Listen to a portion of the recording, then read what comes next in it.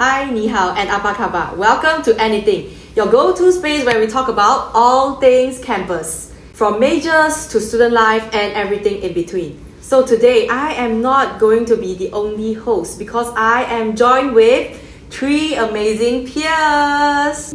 Hi everyone, so today we are going to be all the hosts for today's podcast. Hi, my name is Keisha. I'm from the advertising major. Hi. Okay, hello everyone. So my name is Sheldon. Respect, where's the respect? Where's the respect?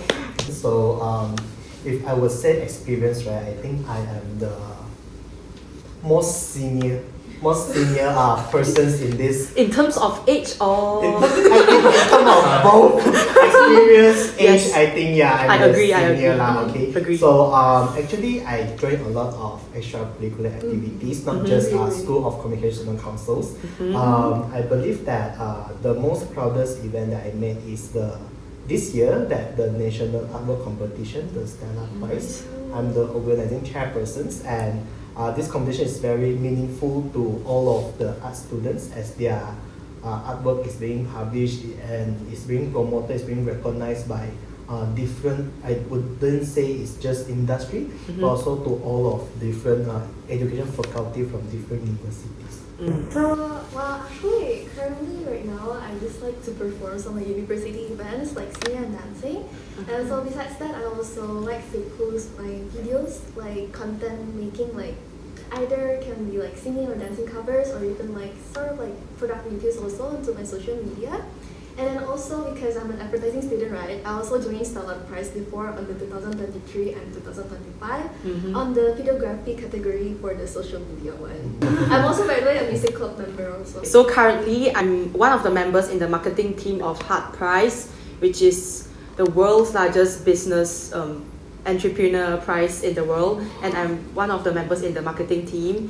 And for this semester, I also joined the skateboard club, but unfortunately, I can't skate anymore because during the first activity, I twisted my leg, so I need to rest now. But I think our school actually is a good platform that offers you diverse opportunities, because like from my experience, you can see that I have experience in SOC, I have experience in something that is not under our faculty, which is Heart Prize, which is more of a business thing, and I also have like experiences in I wouldn't say it's an experiences, but I have the chance to try skateboarding, all under the platforms that our school provide. Okay, so I would like to say that I think journalism is also a really diverse course, because like when I study journalism, I also have a chance to do marketing. I can do secretary jobs. I can do a lot of stuff when I'm under this course, because you are actually exposed to a lot of areas like videography, writing, and with the chance that the school provides you get to explore each thing you learn more detailed. So I would say that's my participation in ECA activities. I couldn't deny that in our campus, right? I believe that all students can feel that our school, no matter what kind of interest you have, there's always a club or society that can provide, that fits you, that fit you belong in. Yeah, give you a platform. There are a bunch of clubs and activities in here actually that you can actually develop or even find your interest in it. So definitely should give it a try. It's like definitely very, very worth it. I would say if in our school, if there's a will, there's a way. Like if you want to do this, there's going to be a way for you to perform yourself. True. How about you, our current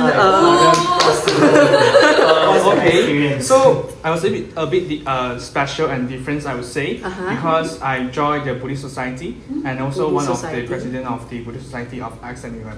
So many people will think that Buddhist Society is a boring club, because like the first idea coming to your mind was going to meditation, Zen. Thinking all of things, values, moral values, how to be a good people. But actually, we are quite active and doing activities and also doing all kind of events to help us to release our own stress, find a better way on how to find your life balance, like what we say. Any examples?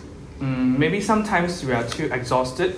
We can use like meditation method to calm down ourselves, to find inner peace from ourselves. So these clubs. I also joined as MCs, and being an MC of a lot of events. I also meet Keisha in all those events.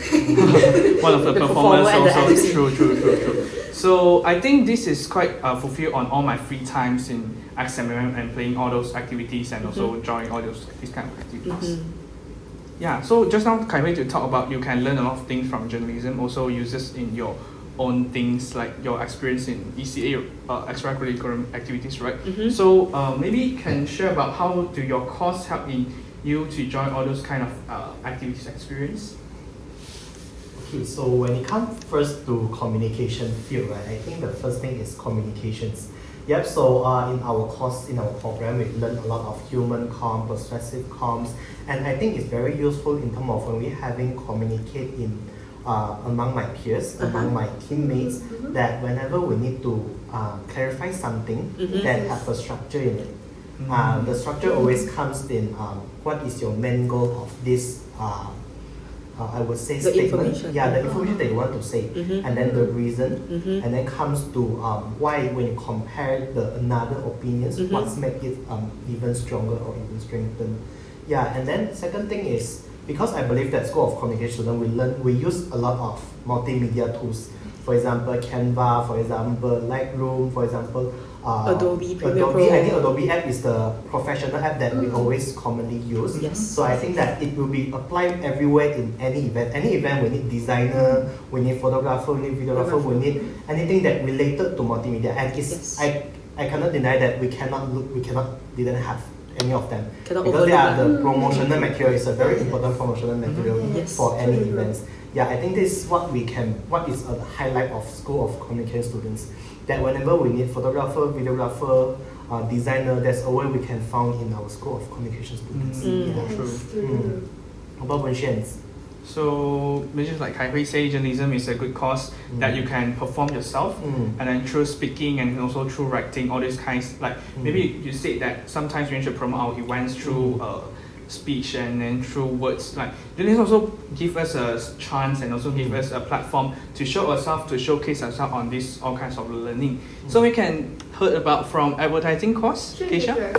So actually, because advertising also from this communication, right? So it's almost quite similar. From the ADT itself, I learned how to take a picture correctly, like because we have the photography, composition. Yeah, and then also the videography too. Besides, we also learn how to advertise your product well. So in this new media era in here, we use lots of social media, isn't it? Yes. So there's lots of advertisements ongoing and stuff. So by joining this advertising course, I realized that the theories and the skills and every knowledge that I got through this from this major helps me a lot in the future. Especially right now, I'm also making content on social media. Sometimes also got some endorsements. So by those endorsements, I apply those knowledges that I got from my advertising to make sure to able to engage the audiences in order I can get a very good and nice quality of endorsements. Basically, that's for me. And then, yeah, it really helps enhance the creativity, you know. So I'm actually very grateful to be here. Yeah. How about you? Oh, so I think what you learn is really practical for your role on social media right now. Yeah, true. I'm grateful with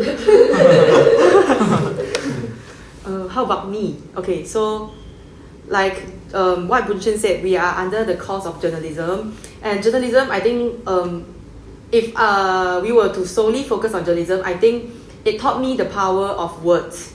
So sometimes communication, right, you can't, instead of using multimedia elements, for example, videography, photography, and using your mouth, verbal communication, I think words is also really, really powerful. It can sway opinions, it can, I think it's like why people in the past, they write... It's a weapon. It can be a weapon, yeah. They write letters to convey their fondness to their partners, and I think this can be a sign of how important it is to learn how to write or to learn how to use words to convey your opinions. So I think journalism taught me how to use words powerfully, accurately, and concisely to convey what I want to the mass media or to the audience. Yeah. Amazing. And I would like to add on to what Sheldon said. I think like after taking a course under the School of Communication, it really taught us how important communication is, because when previously in secondary school, when we talk about communication, what came across my mind is just to speak, to communicate your own ideas. But after enrolling in this school, right, I knew the importance of listening. So it's like a two-way thing. You can't just one way. You can't just like give out all of your information and not listen to what others are thinking. This is a communication failure. So after having the privilege to learn what communication actually is, I would say that we learn how important it is to make communication a two-way thing, like, okay, to give out your opinions and to also listen to what people have to say. True. Yeah. So I think, Sheldon, you have faced a lot of communications also in this kind of event. So maybe you can share about if there are any miscommunication problems, or how do you solve it throughout using all those courses that teach you? I think that I think this thing will relate to my courses, human com, that everyone has different value, different belief. Whenever they're doing anything, they have their own value and belief. Therefore, as what I learned as a communication student, we need to be open. The first thing to be openness. You have to accept that others having different opinions, different belief with you. Whenever there's any different opinion, or even related to arguments, you have to understand what is the reason that having this kind of arguments. Maybe belief, maybe value. But then whenever I'm working with them, I will think of what is the best outcome. What is the best and efficient way to make sure that the event preparation can go in smoothly, while I can listen his opinions, and then comparing whether is my opinion is better or his opinion is better. Yeah, when it comes to miscommunication, is when someone is exhausted or communicating, I believe that everyone have this kind of fatigue period that you are tired of listening, you're tired of doing communications. And therefore, I come out to as what should leaders do, that sometimes we need to create environments. Whenever people talk about leaders, they always talk about we just focus on the outcome, or we just want to know how to lead the members, right? Yes. But for me as a leader, you have to take care of the environments. Empathize. Yeah, I think whenever miscommunication happens, we shouldn't playing blame game. I think this is the most common issue that happen in organizations. Always playing blame game, always playing that they're having bad temper, therefore he is the one who is doing the wrong things. But when it comes for me, as I want to take care of the environment, the first I need to comfort the committee. The committees is the first thing that I want to telling them that we shouldn't do this kind of blame game. We shouldn't do this kind of quick assumptions. I think when we do quick assumption, then we're having a big issue that we will perceive wrongly from what others talking about. Yeah, so the most easier way is action speak loudest for me. Whenever I have a different opinion, just you need to prove it, then only you can very surely to tell he is wrong. Yeah, how about Boon Xuan as a current president? What kind of miscommunication that you faced before?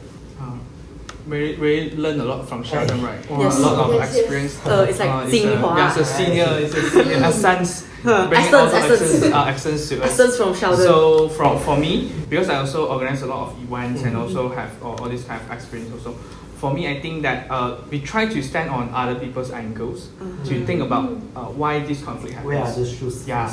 So sometimes if conflict happens between our committees or between me and other committees on some ideas are different, so I will try to stand on his position and also or his angles to think about which one is better and why comes up on this conflict. So when I try to stand on the position that he think, maybe I can know that why he has these ideas and so how to take a balance from it.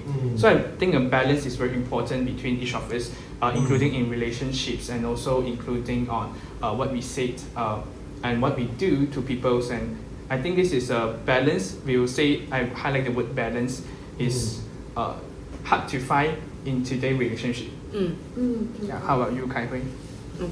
Okay. So like we have two profound leaders sharing their experiences already, okay? I think it's better for me to share I think it's better for me to share the experience as someone who is being leaded, okay? So Sheldon is actually my leader for twice, one in SOC and one in TSP, the Stella Prize, okay? So I think as a member who is being led, I think it's important to not let your emotions take over your actions. So when you are maybe like there's a mistake or there's something that has to be solved, right? I think the first thing that needs to be done is to calm yourself down instead of letting your emotions or letting your anger take over what you said to others or what you perform. Okay, so the first thing I think it's really important, or what taught me, is to be calm. And I think Sheldon is a really, really calm person, really, really calm. I'm not sure if inside him he's like shouting or screaming already, but outside what he shows is like really, really calm. So like when you do activities, what you learn doesn't just limit what you learn from that activity, right? Doesn't just limit you to use only in that activity. It actually you can bring what you learn further in life. It applies in a lot of scenarios. So I think I would really encourage people to join activities if you have the thought of joining. Okay, don't let your fear of being stupid pull you back. Yeah. How about Keisha? Okay, so just now we just heard these 3 amazing leaders in here. They all are very awesome. From their sharings just now, I learned a lot actually from them, and they are such amazing leaders basically. So I'm going to share my experience as a member, basically during our group assignments. So basically during group assignments, right, especially AET, during our second year and third year this time, there's this like some subjects that requires us to have like one group that consists around 20 plus people. Like that's why it's definitely miscommunications or something will likely to happen, isn't it? And as a member, it's very important to being able to understand what your leaders want and also to listen well, like the instructions. If you don't understand anything, directly tell your leader, directly ask your leader, try to clarify, rather than you start to do something and then in the end you just mess it up. It will be a waste of time and eventually also will not produce something that is good. And then also, in my opinion, also to admit if you do some mistakes. It's like, I know some people might be like Egoistic. Yeah, egoistic, like they don't want to admit their mistakes. But in my opinion, admitting mistakes is actually one of the way for you to actually to grow, to understand yourself. Yeah, it's a learning process. Actually, I learned a lot during this 3 years experience of mine in this group assignments and advertising in here. So yeah, it's actually a very meaningful thing.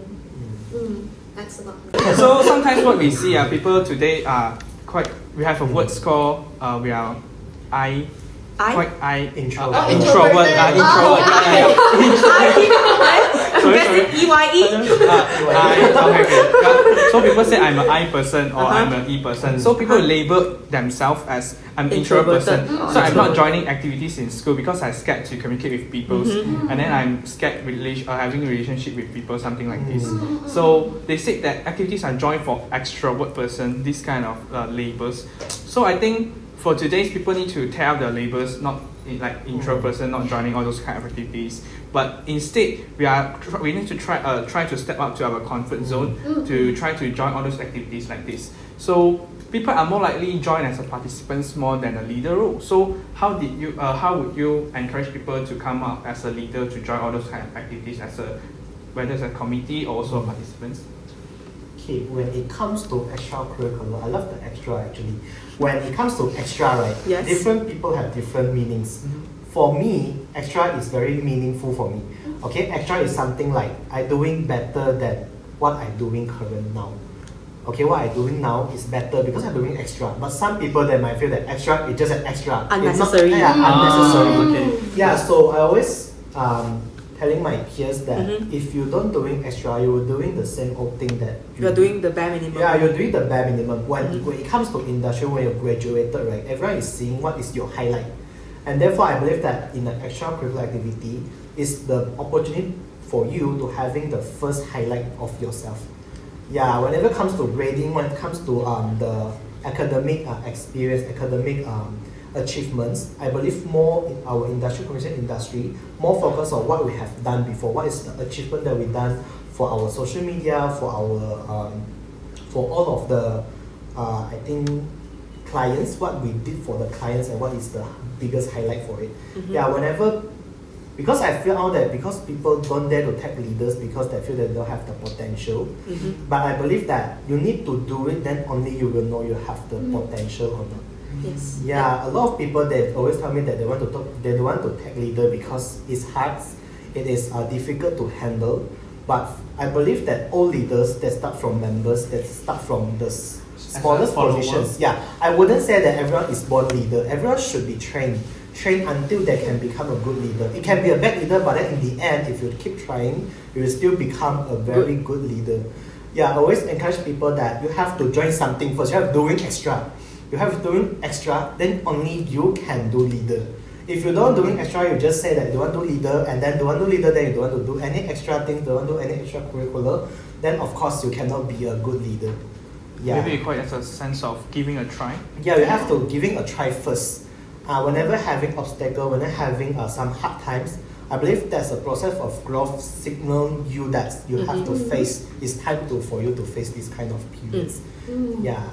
I rarely take the leadership role actually, because just like what Sheldon said actually, it's like I'm also quite I'm not really able to like trust myself to become a leader. I don't think like I'm also like a good leader, and I don't think I'm also like a person that was like born to become a leader, you know, something like that. I believe in what Sheldon said, that each of us can become a leader if we keep on training ourselves, isn't it? If we keep on learning. It's okay if we make mistakes, but we need to learn from those mistakes and make sure to not do it again. That's my opinion. Yes. Yeah, I think I want to add on just now Boon Xuan and what she says, that introvert with labels introvert cannot be a good leader, right? But then we think back lah. Everyone think that introvert is not good at socialize. But then actually a good leader never said that they must be socialized. Yes. Yeah, I'm also an introverted person. But then whenever comes to work, when I step into the work, right, everyone have to socialize.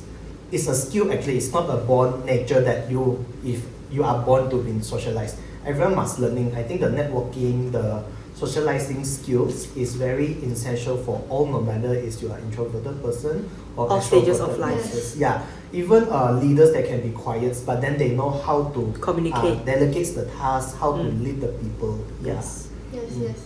Can I add on? Yeah. Yes, okay. So just I would like to add on about trying to new experiences now. So right now, so just now we listened from in terms of like communities or leadership one, right? But right now I'm going to share my experience as a performer, basically. So actually especially I'm from Indonesia, so definitely I'm not from Malaysia. But I'm very, very grateful that Xiamen gives lots of opportunities for us in here. So like for example, clubs in here, like dance club or music club, they have like this performance team where usually in our school got some events, they usually like to ask for people to like perform or something like that. Actually, I started from like being a performing like from that time first. I still remember like there's this one time when I was like performing. I was representing music club during an event of Cap Gome in Xiamen. Actually, at first I was very, very nervous, very, very, very, very nervous.